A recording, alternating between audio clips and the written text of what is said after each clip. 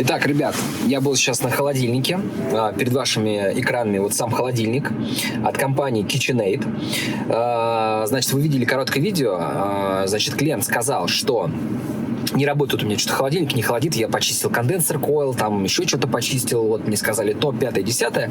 Вот все очень просто. Не работает фен, evaporate fan motor. Я вот так его отверточкой дернул, и он начал так потихонечку крутиться. See?